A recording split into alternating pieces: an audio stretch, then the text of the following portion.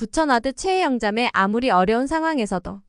저는 최근에 종교교육원 대면 강의에 참석을 할 수 있었습니다. 강의 제목이 구주를 닮아가는 커뮤니케이션입니다. 평소 관심을 갖고 있는 의사소통과 제가 가장 알고 싶은 분인 예수 그리스도가 합쳐진 구주를 닮아가는 커뮤니케이션이라는 강의 제목을 보고는 아무리 먼 곳에서 강의가 있더라도 꼭 듣고 싶었습니다. 참고로 신당 와드에서 진행하고 있고 교수님께서 독신 형제자매님의 참여를 많이 기다리고 계십니다.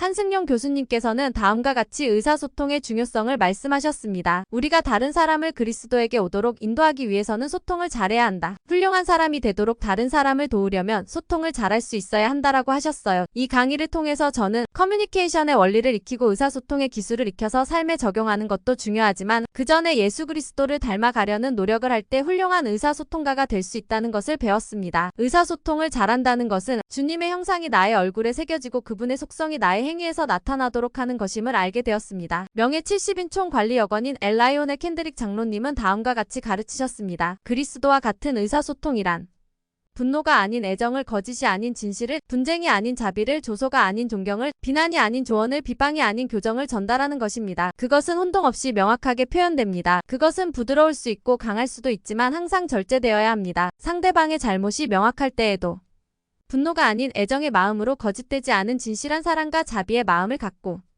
비난이나 공격이 아닌 오로지 교정을 목적으로 매번 의사소통을 할 수 있을까? 스스로에게 질문을 해보게 되었고 자신이 없고 쉽지 않다는 생각이 들었습니다. 그런데 머릿속에서는 계속 선지자님의 말씀이 맴돌았습니다. 러셀 M. 넬슨 회장님의 화평하게 하는 자가 필요합니다. 라는 말씀 중 다음 구절입니다. 그분의 참된 제자는 아무리 어려운 상황에서도 강화하고 고양하며 격려하고 설득하며 북돋습니다. 이 문장에서 특히 아무리 어려운 상황에서도라는 말이 자꾸 밝혔습니다. 며칠째 스스로에게 질문을 계속하고 있었고 그때마다 선지자님의 아무리 어려운 상황에서도라는 말이 계속 떠올랐습니다. 그러다 결국은 선지자님께서 우리에게 지나친 기대를 하실 리가 없잖아.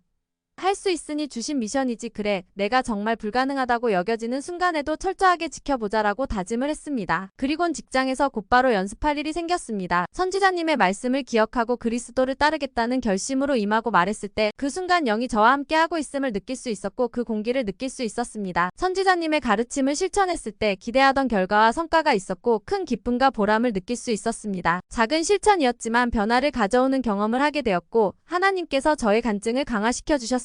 지 로빈스 장로님께서 다음과 같은 말씀을 하셨습니다. 착하고 말을 잘 듣는 대상이나 상황 등은 여러분에게 별로 가르쳐주는 것이 없을 것입니다. 여러분이 인내심의 한계를 시험하는 상황을 축복받았다면 그것은 그 상황에 관한 대학원 과정을 받는 것과 같을 것입니다. 전세에서 무슨 잘못을 했길래 이런 일을 겪는 걸까 하고 생각하기보다는 다루기 힘든 상대는 더 하나님과 같이 될 수 있는 기회와 축복이라고 여기는 것이 더 좋습니다. 매일 연습해 나가고 회개하고 재결심하고 실행해 나가는 것은 제 평생에 걸친 사명이라는 것을 깨달았습니다. 지상에서 유일하게 완전한 삶을 사셨던 존재인 구주는 우리가 서로 어떻게 의사소통을 해야 하는지, 어떻게 연습해야 하는지에 대한 가장 훌륭한 본보기를 보여주셨습니다. 경전에서 그분의 영원한 속성을 배울 수 있습니다. 1. 구주는 정죄하기를 더디하셨습니다. 그분은 음행 중에 잡힌 여자를 용서하셨습니다. 2. 구주는 관대하셨습니다. 당신을 십자가에 못 박은 자들을 위해 아버지께 용서를 구하셨습니다. 3. 구주는 연민의 마음을 가지셨습니다. 나사로가 죽었을 때 그분은 마리아와 마르다와 함께 눈물을 흘리셨습니다. 4. 구주는 가족에 대한 배려와 사랑을 지니셨습니다. 그분은 십자가에 달리신 상황에서도 자신의 어머니를 부탁하셨습니다. 5. 구주는 악을 기꺼이 선으로 갚으셨습니다. 그분은 자신을 잡으러 온 무리 중 한 명의 귀를 낫게 해주셨습니다. 6. 구주는 아이들을 사랑하셨습니다. 그분은 아이들을 축복하셨습니다. 7. 구주는 감사하는 마음을 표현하셨습니다. 그분은 자신에게 향유를 부은 여인을 칭찬하셨습니다. 8. 구주는 열심히 사람들을 섬기셨습니다. 그분은 제자들의 발을 씻기시며 서로 섬기라고 가르치셨습니다. 9. 구주는 기꺼이 희생하셨습니다. 그분은 세상의 죄를 속죄하셨습니다. 구주를 닮아가려 지속적으로 연습할 때 나와 관계 맺는 사람들을 도울 수 있고